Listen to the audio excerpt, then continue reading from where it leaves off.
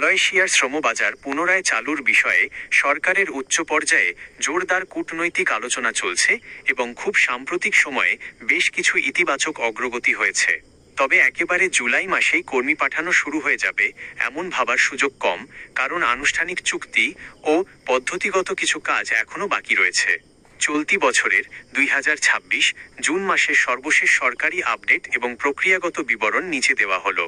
কবে থেকে খুলছে মালয়েশিয়ার শ্রমবাজার? সম্প্রতি সরকারের উচ্চ পর্যায়ের প্রতিনিধি দলের মালয়েশিয়া সফরের পর দেশটির প্রধানমন্ত্রী ও শ্রম মন্ত্রণালয়ের পক্ষ থেকে বাংলাদেশ থেকে আবার কর্মী নেওয়ার ব্যাপারে তীব্র আগ্রহ প্রকাশ করা হয়েছে। 23 জুন 2026 তারিখে জাতীয় সংসদে প্রবাসী কল্যাণ ও বৈদেশিক কর্মসংস্থান মন্ত্রী এবং সচিবালয়ে প্রধানমন্ত্রীর উপদেষ্টা স্পষ্ট করেছেন যে মালয়েশিয়ার শ্রমবাজার অতি দ্রুত উন্মুক্ত করার জন্য সরকার নিবিড়ভাবে কাজ করছে এবং বাজারটি খোলার ব্যাপারে সরকার অত্যন্ত আশাবাদী। জুলাইয়ের অগ্রগতি।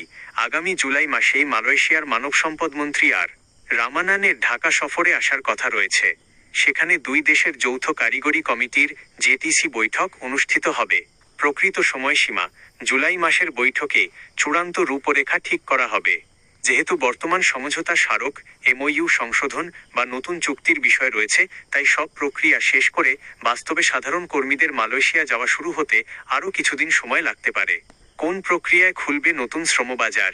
অতীতে কর্মী পাঠানোর ক্ষেত্রে নানা অনিয়ম, অতিরিক্ত অভিবাসন ব্যয় এবং নির্দিষ্ট কিছু এজেন্সির একচেটিয়া সিন্ডিকেট ব্যবসার কারণে 2024 সালের মে মাস থেকে মালয়েশিয়া বাংলাদেশ থেকে কর্মী নেওয়া বন্ধ করে দেয়।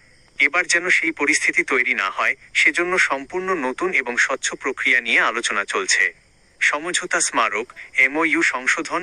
2021 সালে স্বাক্ষরিত বিদ্যমান চুক্তির মেয়াদ আগামী ডিসেম্বরে শেষ হচ্ছে।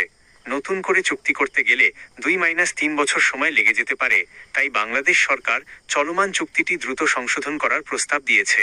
সিন্ডিকেট বিলুপ্তি ও সাশ্রয়ী ব্যয়। আগের মতো 25 বা 100টি এজেন্সির সিন্ডিকেট ভেঙে দিয়ে যাতে বাংলাদেশের সব বৈধ ও লাইসেন্সধারী রিক্রুটিং এজেন্সি কর্মী পাঠাতে পারে, সেই দাবি জানানো হয়েছে। এর ফলে কর্মীদের মালয়েশিয়া যাওয়ার খরচ, অভিবাসন ব্যয় আগের চেয়ে অনেক কমে আসবে। শোষণমুক্ত ও আইনি নিয়োগ।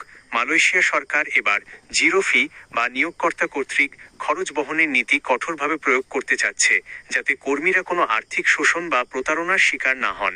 অবৈধদের জন্য সুখবর। নতুন করে কর্মী নেওয়ার আলোচনার পাশাপাশি বর্তমানে মালয়েশিয়ায় যেসব বাংলাদেশি কর্মী অনিয়মিত বা অবৈধ অবস্থায় আছেন, তাদের আইনি প্রক্রিয়ার মাধ্যমে সাধারণ ক্ষমার আওতায় এনে বৈধ করার জন্য বাংলাদেশ সরকার জোরালো কূটনৈতিক প্রচেষ্টা চালিয়ে যাচ্ছে।